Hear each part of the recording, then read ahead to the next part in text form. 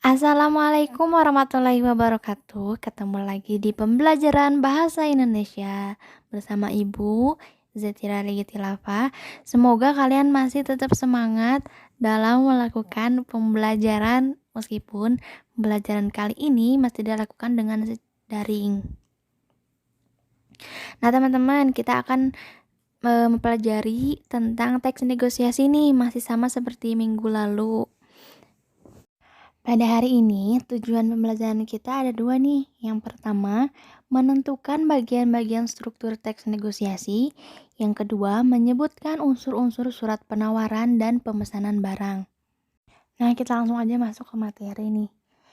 Nah, yang pertama, menentukan bagian struktur teks negosiasi. Seperti genre teks lainnya, teks negosiasi juga mempunyai struktur teks yang khas.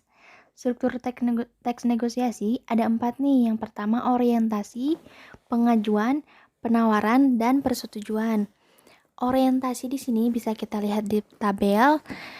Orientasi adalah kalimat pembuka, biasanya ucapan salam, fungsinya untuk memulai negosiasi.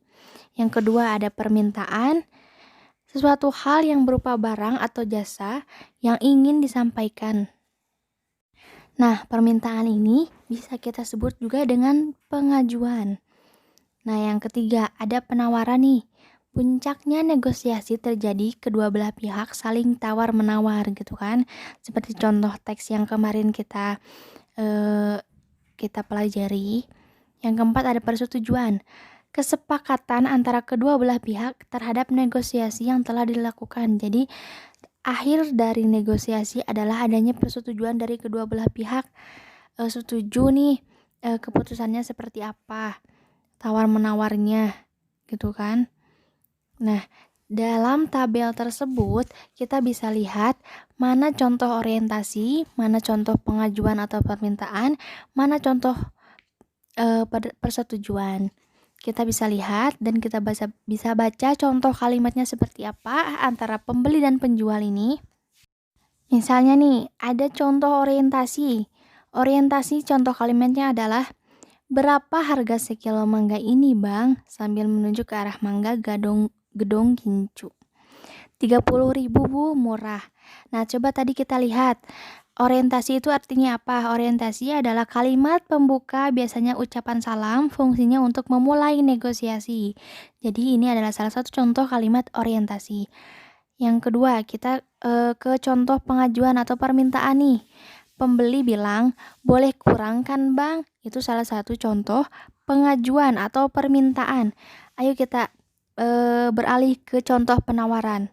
Di sini, contoh penawaran yang ada di teks adalah, belum boleh, Bu, barangnya bagus loh. Bu, ini bukan karbitan, masak pohon, kata penjual. Itu termasuk ke dalam contoh penawaran. Nih, ada pembeli mengajukan permintaan lagi. Iya, Bang, tapi harganya boleh kurang kan? Kan lagi musim, Bang, 20.000 saja ya. Nah, langsung dijawab oleh penjualnya, belum boleh, Bu, 28.000 ya. Biar saya dapat untung, Bu. Itu termasuk ke dalam contoh penawaran. Coba kita beralih ke contoh kalimat persetujuan. Di sini ada pembeli dan penjual.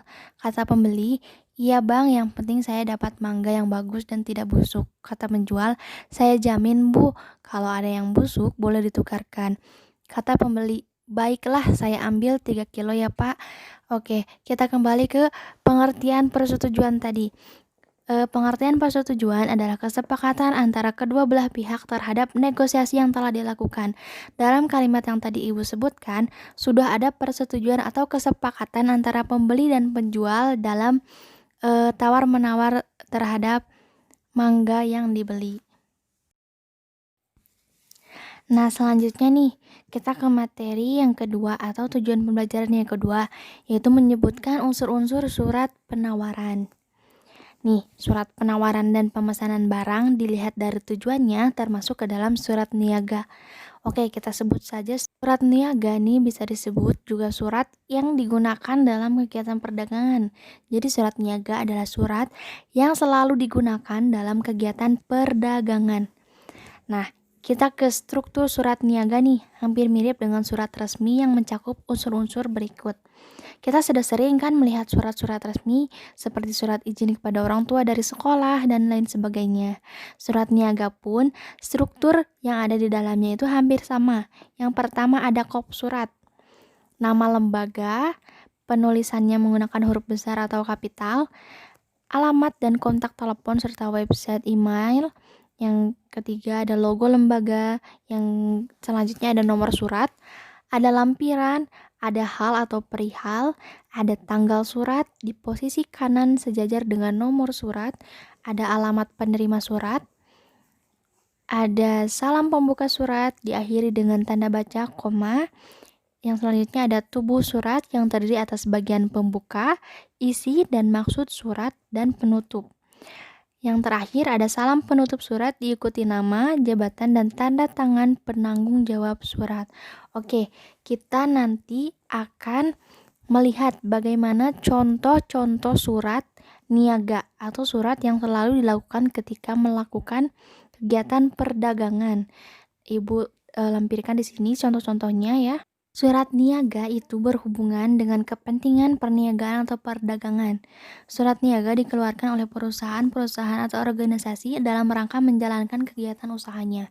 Di sini kita bisa lihat ada beberapa contoh-contoh surat niaga atau surat perdagangan yang bisa kita lihat atau yang bisa kita pakai sebagai referensi dalam menulis surat. Oke. Ini contoh-contohnya, kalian bisa baca, bisa di capture, bisa disimpan di HP kalian. Biar nanti ketika ibu ngasih tugas bikin surat, kalian bisa buka galeri dan membuka surat ini. Nah, pertemuan kita kali ini selesai sampai di sini. Hari ini free tugas alias bebas tugas. Kalian bisa mempelajari materi-materi yang ibu sudah berikan. Lagi minggu depan, nah ada kemungkinan minggu depan kita menggunakan Google Meet. Jadi persiapkan saja ya. Jangan mengeluh karena hari ini kita bebas tugas. Assalamualaikum warahmatullahi wabarakatuh.